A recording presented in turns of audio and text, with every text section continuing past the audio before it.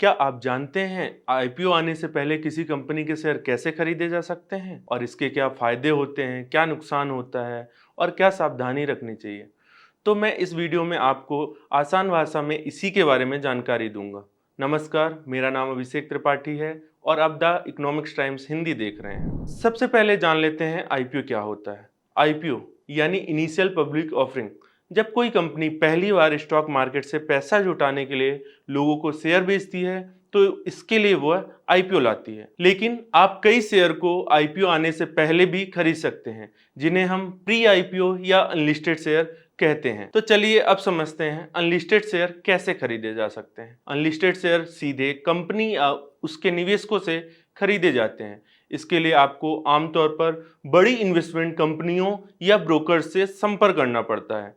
छोटे निवेशक के लिए ये आसान नहीं होता है, क्योंकि इसमें ज़्यादा पैसा और नेटवर्क की ज़रूरत होती है।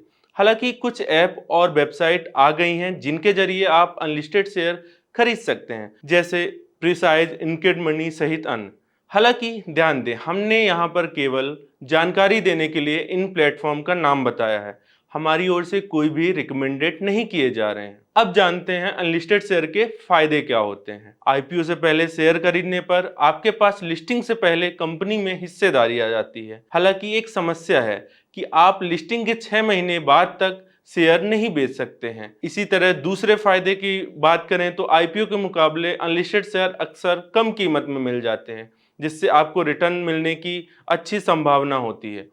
हालांकि इसके लिए कोई बेंचमार्क नहीं है जिसके जरिए हम यह चेक कर सकें कि हमने जो अनलिस्टेड शेयर खरीदे हैं उनकी प्राइस सही है। फायदे के साथ अनलिस्टेड शेयर के कुछ नुकसान भी होते हैं, जैसे अनलिस्टेड शेयर आसानी से बिक नहीं पाते हैं। इसमें लिक्विडिटी की समस्या होती है, यानी आपको सही कीमत पर तुरंत निवेश किया हुआ पैसा वापस नहीं मिल पाता, इसमें मुश्किल होती है। ऐसे ही दूसरे नुकसान की बात करें तो अनलिस्टेड शेयर के बारे में सार्वजनिक तौर पर जानकारी कम होती है, जिससे रिस्क बढ़ जाता है। अगले नुकसान के बारे में बात करें तो ऐसे शेयर एक्सचेंज पर ट्रेड नहीं होते, इसलिए इनकी कीमत तय नहीं होती है। इसी का फायदा उठाकर कई बार प्लेटफॉर्म महंगे दाम पर शेयर बेच सकते हैं, तो इस बात का जरूर ध्यान रखें। आइए अब कुछ सावधानी के टिप्स भी जान लेते हैं। हमेशा कंपनी की फाइनेंशियल रिपोर्ट और भविष्य की योजना अच्छी तरह से चेक करें। भरोसेमंद प्लेटफॉर्म या ब्रोकर्स के जरिए ही निवेश करें। कभी ज्यादा पैसे एक ही कंपनी में न लगाएं। निवेश को डाइवर्सिफाई इसमें भी रखें।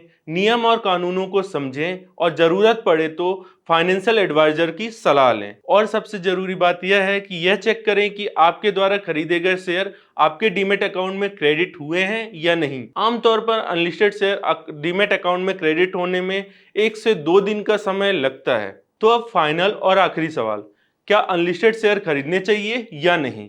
इसका सीधा जवाब नहीं है। यदि आप रिस्क लेना पसंद करते हैं और किसी कंपनी के भविष्य के बारे में विश्वास रखते हैं तो आईपीओ से पहले अनलिस्टेड शेयर खरीदना फायदे का सौदा हो सकता है। लेकिन अगर आप सुरक्षित निवेश करना चाहते हैं तो पहले कंपनी के आईपीओ का इंतजार करें। इसके साथ ही यह समझना जरूरी है कि जब कोई कंपनी आईपीओ लाने के करीब होती है तो अनलिस्टेड मार्केट में उसकी कीमत काफी बढ़ा दी जाती है, जिसके कारण फायदे की जगह नुकसान भी हो सकता है। हाल ही में एचडीबी फाइनेंशियल्स का आईपीओ लिस्ट हुआ था, जिसके अनलिस्टेड मार्केट वैल्यूएशन पर कई सवाल उठाए गए थे। अगर आपको यह वीडियो पसंद आया हो तो इसे लाइक, शेयर और सब्सक्राइब करें। धन्यवाद।